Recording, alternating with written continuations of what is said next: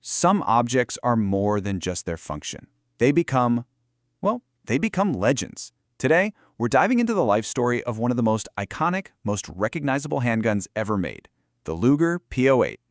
But how does that even happen? How does a piece of machinery, a literal tool of war, become a cultural icon?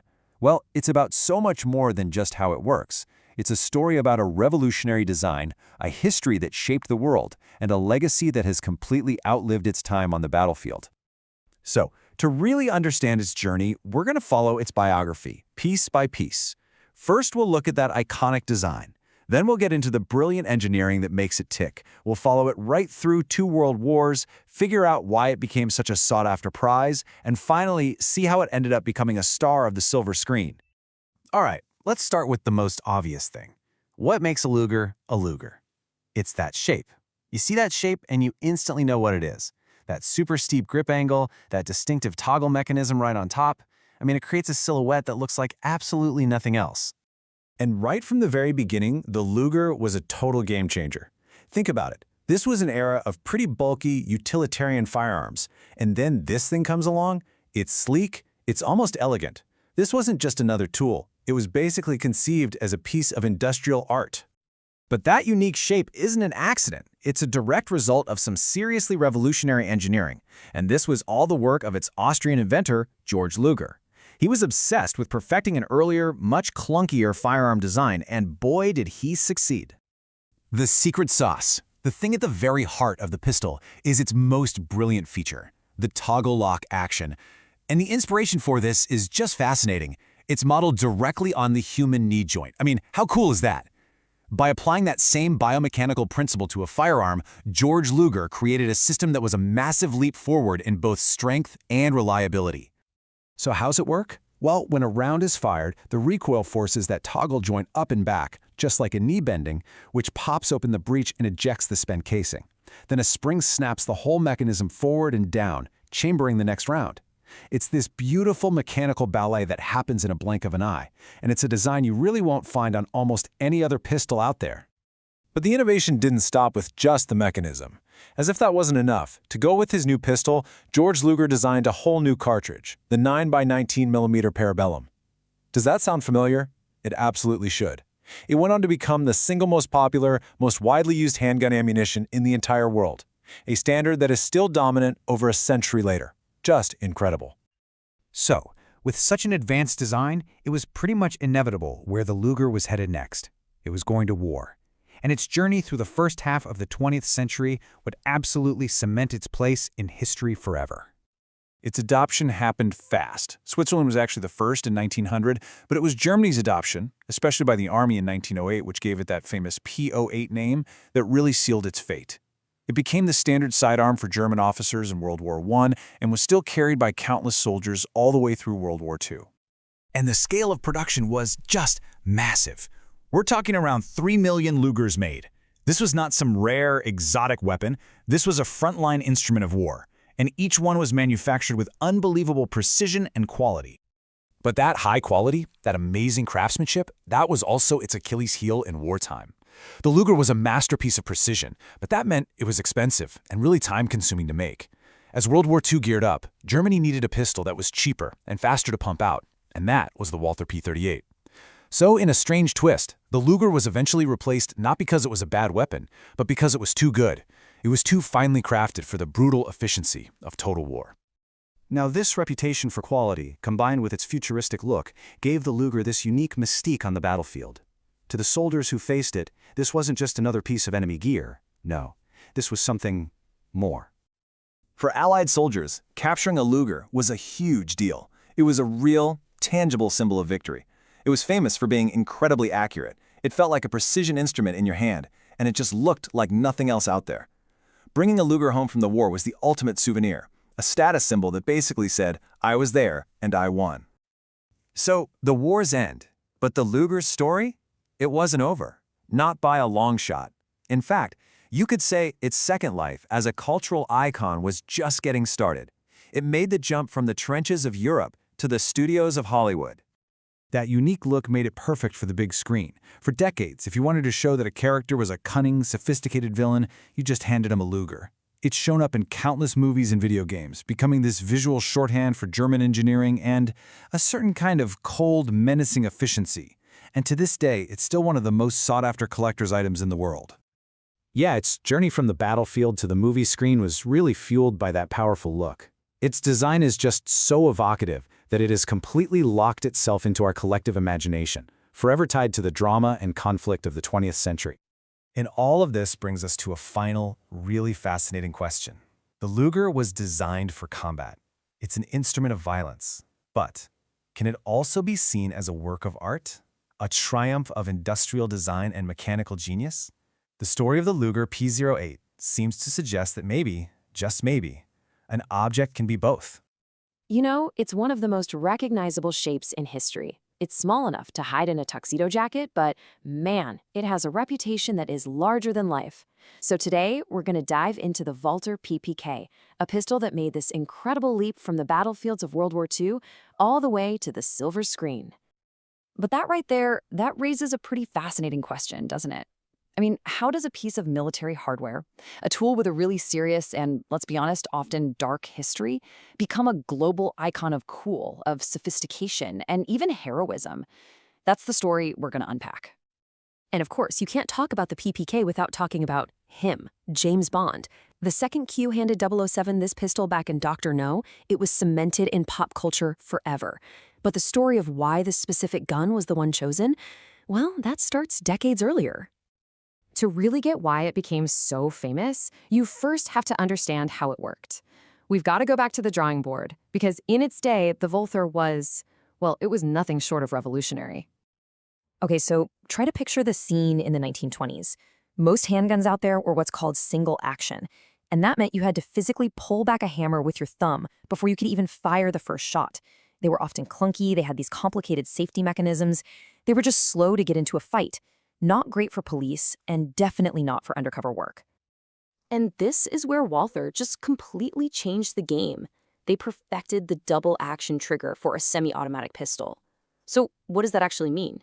It means that first pull of the trigger does two jobs at once. It cocks the hammer and then releases it, firing the gun. It made the pistol ready to go, like, instantly. And when you put them side by side, the difference is just, it's night and day. The old way meant fiddling with a hammer, which was way slower. The Walther PP brought instant readiness, it was simple, and it was fast. This wasn't just a small improvement, it was a total game changer for safety and efficiency. And in practice, the system was just so smart. You load it, then you'd use this clever safety lever, which was also a decocker, to safely lower the hammer on a live round. So now the gun was completely safe to carry around, but all it took was one long trigger pull to bring it right back into the fight. Brilliant, simple, and safe. So you have this revolutionary design, and you better believe people noticed.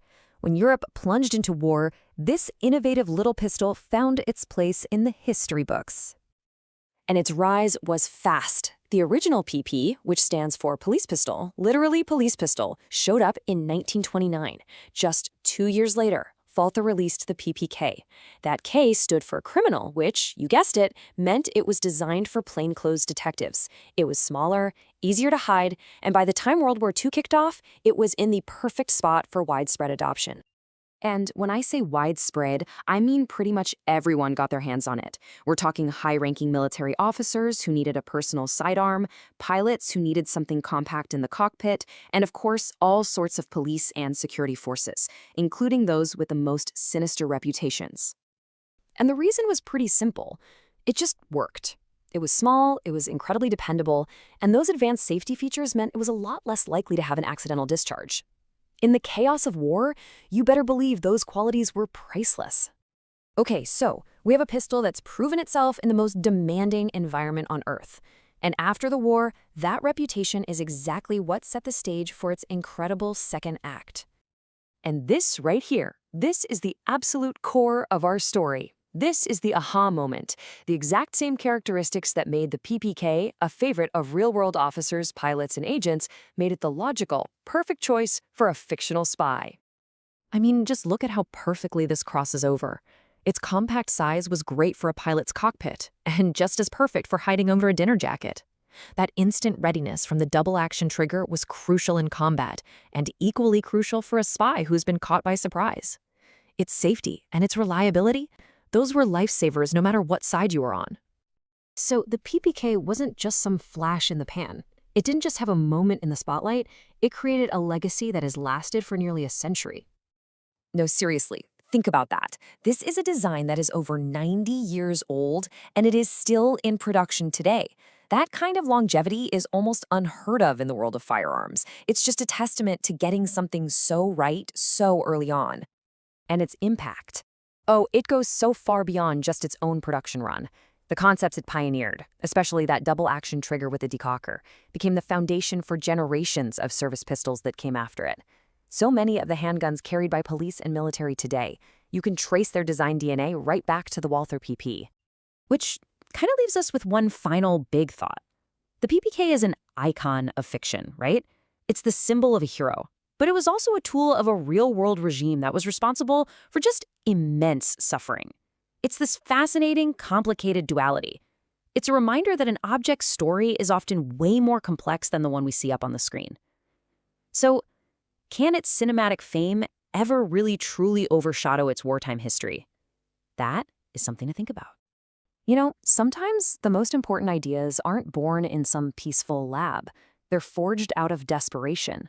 And what if I told you that the blueprint for almost every modern handgun we have today came from the frantic run-up to World War II? Well, we're going to talk about that gun. We're talking about the Walther P38, a pistol that didn't just fight in a war, it completely changed the game for how pistols were designed and made. To really get why the P38 was such a big deal, you have to look at what came before it. In the 1930s, the German military sidearm was the Luger P08.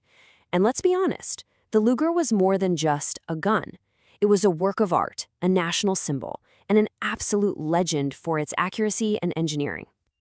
But that leads to the big question, right? If the Luger was so amazing, why on earth was the German military in such a rush to replace it, especially on the brink of a massive war? Well, the answer to that question is where our whole story really kicks off. It really all boiled down to two things: complexity and cost. The Luger, with that really intricate toggle lock action, was like a finely crafted watch. It was beautiful, but it was incredibly expensive and just way too slow to build. The war that was coming was going to need millions of guns, not thousands of handcrafted masterpieces. The Walther P38, that was the answer. It was designed from the get-go to be simple, tough, and, most importantly, easy to churn out by the thousands. But here's the thing. Walther didn't just make a cheaper gun. They created something truly revolutionary. So let's dive into the design features that made the P38 the blueprint for pretty much every modern service pistol that followed. The absolute genius of the P38 really comes down to three key innovations that worked together in perfect harmony. First, it brought the double-action/single-action trigger to a major military pistol. Then, it paired that with a decocking safety lever, which was a huge leap forward in safety. And on top of all that, it had this clever little pin that stuck out the back of the slide so a soldier could tell just by feel, even in complete darkness, if there was a round in the chamber. Okay, so that DA/SA system, that was the real game changer. What it meant was that a soldier could carry the pistol with a round in the chamber and the hammer safely down. The first trigger pull was long and heavy. That's the double action part, which makes it safe. But after that first shot, every other shot was short, light, and crisp. The single action. It was literally the best of both worlds, ready to go, but safe to carry. You can draw a straight line from this system to guns like the famous Beretta 92 FS. And this is what it meant in the real world. For a soldier in the heat of the moment, this was a revelation. No more having to manually cock a hammer or mess with a complicated safety. You just draw the gun, pull the trigger, and it goes bang. It gave you instant readiness, but with a high degree of safety. It was a combination that nobody had really perfected before. So, with this incredible design finally approved, the P38 was immediately thrown right into the middle of World War II. It quickly became the absolute workhorse pistol for the German army, literally forged in the fires of a global war. And the production numbers, they're just staggering. Over 1.2 million P38s were made during the war. Now, to put that into perspective, that's more than 3 times the number of Lugers that were made in the 20 years before it. This thing wasn't some special item. It was the standard issue sidearm for an entire army. To meet that insane demand, the Walther factory couldn't do it alone. No way. So the workload got spread out. The famous Mauser company and another one called Spreework were brought on board to crank out P38s, and each factory had its own little quirks and manufacturing codes. But look, making that many guns during a massive war is never easy. They had to start cutting corners. They began using stamped sheet metal parts instead of fully machined ones to speed things up. That beautiful deep blue finish from before the war, it got replaced by a rougher, faster-to-apply phosphate finish. They even used secret codes stamped onto the guns to try and hide where the factories were located from Allied bombers. It was this constant tug-of-war between quality and just getting enough guns to the front lines. But the story doesn't end in 1945. Not by a long shot. A design this good, this effective, was always destined for a life after the war. It wasn't long before it got a whole new beginning. You see, after the war, as Germany began to rebuild, it needed to arm its new military and police forces. And what design do you think they turned to? Of course, it was the one that had already proven itself to be reliable, innovative, and tough as nails, the P38. And its reputation started to spread. West Germany adopted a slightly modified version called the P1 for its new army, the Bundeswehr. But other countries, like Austria for its police and even Sweden for its military, also adopted the P38 design. I mean, think about that. A weapon designed by a former enemy being adopted so widely, that just speaks volumes about how good the design actually was. So what was the biggest change for this new post-war generation of pistols? Well, they kept all the brilliant internal stuff from the original P38, but they swapped the heavy steel frame for a modern, lightweight aluminum alloy frame. It seems like a simple change, but it made the gun lighter, cheaper to make, and just perfectly suited for a new era. And that brings us to the pistol's final act, really. Its transformation from a tool of war into a genuine cultural icon. The P38 has this incredible legacy that goes way, way beyond the battlefield. I mean, just look at its journey. It starts in 1938 as a revolutionary military weapon. It's reborn in 1957 as the P1 for a new army. And then it finds this totally unexpected fame as a movie star in the hands of actors like Clint Eastwood. And today, of course, it's a super prized piece of history for collectors all over the world. This is why the P38's identity today is so layered. It's not just one thing. It's a real, tangible piece of a world-changing conflict. It's a valuable collector's item with a huge following. It's a pop culture icon that you've probably seen in movies. And maybe the most important part of its identity is that its design DNA is still alive and well in countless handguns made today. So, when we boil it all down, why does the P38 really matter? Well, it wasn't just another gun. It was a turning point. It was a brilliant solution to a huge problem: how to make a modern, effective sidearm for a massive war. Its legacy isn't just in the 1.2 million that were made, but in a design that was so fundamentally sound that it stayed in service for over 50 years and eventually became a star in its own right. And that leaves us with one last thing to chew on. The Walther P38 was born for a brutal, violent conflict. There's no denying that. But the design itself was elegant, it was forward-thinking, and it was incredibly influential. So it raises this fascinating question. Can we separate an object like this from its original violent purpose and just appreciate the sheer genius of its engineering? That's something to think about.